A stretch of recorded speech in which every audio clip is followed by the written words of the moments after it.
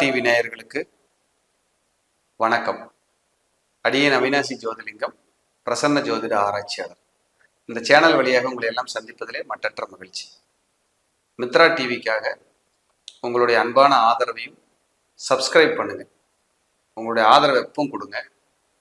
சரி, வாராகி ஜோதிடத்துக்கு எவ்வளவு ஆதரவு கொடுத்தீங்களோ அதே போல மித்ரா சேனலுக்கும் உங்களுடைய ஆதரவை எப்போ நீங்கள் கொடுக்கணும் அப்படின்னு சொல்லி இந்த நேரத்தில் கேட்டு நம்மளுடைய தலைப்புக்குள்ள போகலாம். இன்னைக்கு பார்க்க இருக்கிற தலைப்பு தீபங்களால் தீரும் தோஷங்கள். ஆமாங்க, தீபம், ஒளி மிகப்பெரிய ஒரு ஆற்றல், சக்தி. பஞ்சபூதத்துல நெருப்பு தத்துவம். எல்லா தேவதைகளுக்கும் தெய்வங்களுக்கும் தீபம்தான் தீனி. நான் நிறைய இதுல சொல்லியிருக்கேன் உங்களுக்கு. தீபம்தான் தீனி, உணவு. நம்மளுடைய விரல் இருக்கு, கை சென்ட்ரல் விரல் இருக்கு பாருங்க.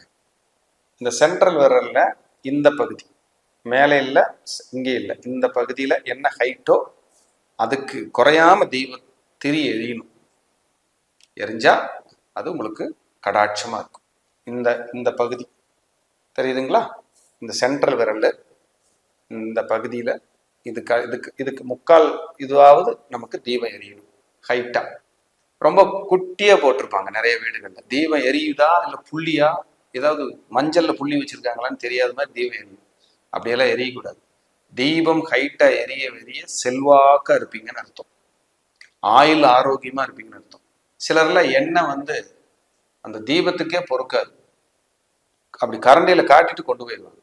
இப்படி தீபம் போடக்கூடாது. நல்ல அகல் விளக்குல நிறைய எண்ணெய் ஊற்றி நல்ல ஹைட்டா ரூபமா தீபம் தத்ரூபமா எரியணும். எரிஞ்சாலே உங்க வீட்டுல தெய்வ கடாட்சம் வந்துருச்சுன்னு அர்த்தம். தீபத்துக்கு அவ்வளவு மகத்துவம் இருக்கு.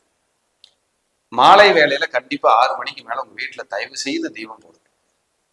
சூரியன் மறையுது, ஒளி மறையுது, நீங்க ஒளி கொடுக்குறீங்க, தீபம் ஏத்துறீங்க. அப்போ அந்த கடாட்சம் வந்துடும். 6 மணிக்கு நம்ம வீடுகள்ல மகாலட்சுமி கடாட்சம் இருக்கிறதா ஐதீகம். லட்சுமியுடைய வருகை இருக்கிறதா ஐதீகம்.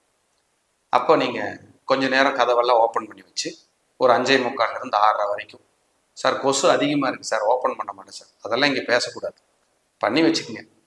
மகாலட்சுமி வாசம் செய்கின்ற அந்த காலம் குபேர வேலைன்னு சொல்லுவோம், 6:30 மணி.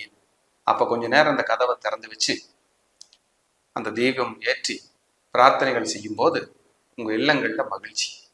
நீங்க எந்த ஃபங்க்ஷனா இருந்தாலும் பாருங்க, பெரிய பெரிய விஐபிஸ் வந்தா கூட அங்க தீபம் தான் ஏற்ற சொல்லுவாங்க. ரிப்பன் கட் பண்றது அப்புறம், தீபம் ஏத்துங்க, தீபம் ஏற்ற சொல்லுவாங்க.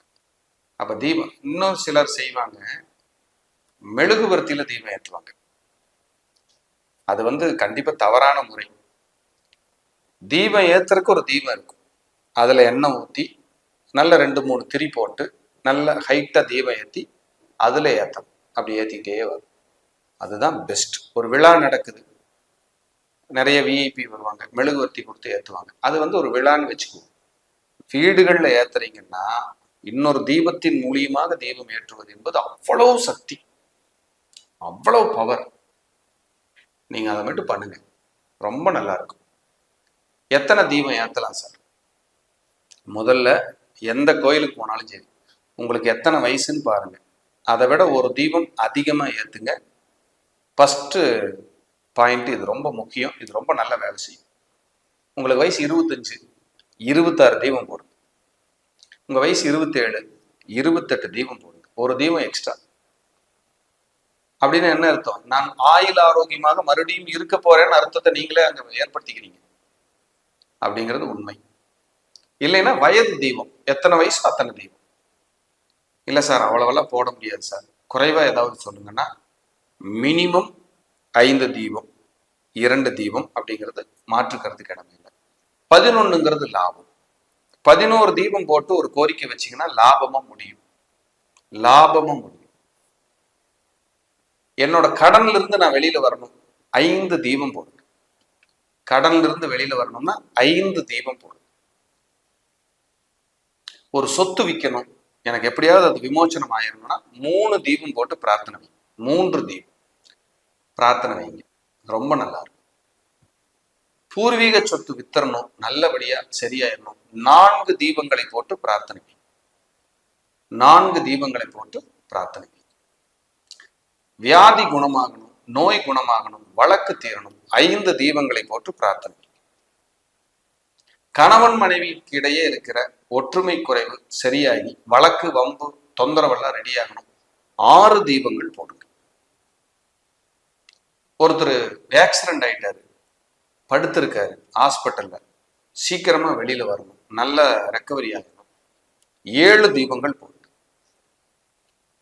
7 தீபங்கள் போடுங்க, நல்லா இருக்கும். ஒரு இருதய பிரச்சனை, ஹார்ட் பைபாஸ் சர்ஜரி பண்ணி படுத்திருக்காங்க, இல்ல அதுக்கு பிரச்சனைன்னு சொல்லிட்டாங்க, நல்ல டாக்டர் கிடைக்கணும், நல்ல மருத்துவம் கிடைக்கணும், உங்க அருகில் இருக்கிற கோயிலுக்கு போங்க, நெய் வாங்கிட்டு போங்க. கர்ப்ப கிரகத்துக்குள்ள எரிஞ்சிட்டு இருக்கிறோம் விளக்கு, அதுல ஊத்தி சேர்த்துக்கிட்டே வாங்க. டெய்லி கொஞ்சம் கொஞ்சமா ஒரு 50 ml உள்ள சேர்த்துக்க சொல்லுங்க. குருக்கள் கிட்ட கொடுத்தீங்கன்னா உள்ள சேர்த்துருவேன். சேர்த்து நல்ல பிரார்த்தனை பண்ணுங்க, கண்டிப்பா நல்ல ரிலீஃப் கிடைக்கும். நம்பிக்கை தான் வாழ்க்கை. இதை பண்ணுங்க. சார் தொழில் நஷ்டம் ஆயிடுச்சு, எனக்கு ரொம்ப கவலையா இருக்கு சார், 11 விளக்கு போடுங்க. அது உங்களுக்கு பெரிய ஒரு வளர்ச்சியை கொடுக்கும், ஒரு மாற்றத்தை கண்டிப்பா கொடுக்கும். சார் குழந்தைகளுக்கு உடம்புக்கு சரியில்லை சார், ஏதாவது ஒரு விமோச்சனம் கொடுங்க. குழந்தைகளுக்கு உடம்பு சரியில்லை சார், ஏதாவது ஒரு குழந்தைக்கு முதல் குழந்தையா இருக்கு, உடம்பு சரியில்லை, மூல நட்சத்திரத்தன்னைக்கோ ஒரு வியாழக்கிழமையோ ஆஞ்சநேயருக்கு விளக்கு தீபம் போடுங்க, சூப்பரா வேலை செய்யும். அதே போல 2வது குழந்தைக்கு உடம்பு சரியில்லை சார், ஏதாவது ஒரு நல்ல கோயில், ஏதாவது நல்ல கோபுரம் உயர்ந்த கோயிலுக்கு போகும் பக்கத்துல எங்காவது, அங்க போய் உங்களுக்கு பிடிச்ச தெய்வத்துக்கு ஒரு 5 விளக்கு போட்டு பிரார்த்தனை பண்ணிட்டு வாங்க, நல்ல ரிலீஃப் கிடைக்கும். உங்க தந்தையாருக்கு உடம்பு சரியில்லை, ஏதாவது ஒரு தீபம் போடணும், ஏதாவது பண்ணுங்க. என்ன பண்ணலாம்? மலை மேல் இருக்கிற முருகர் கோயிலுக்கு போங்க, நல்ல ரிலீஃப் கிடைக்கும், நல்ல ஒரு இம்ப்ரூவ்மெண்ட் இருக்கும். சார் எங்க அம்மாவுக்கு உடம்பு சரியில்லை, நாங்க என்ன சார் பண்றது? மாலை வேளையில 6 மணிக்கு மேல போய் எந்த கோயிலையும் சரி ஒரு 5 விளக்கு போட்டு உங்க தாயாருக்கு ஒரு அர்ச்சனை பண்ணு.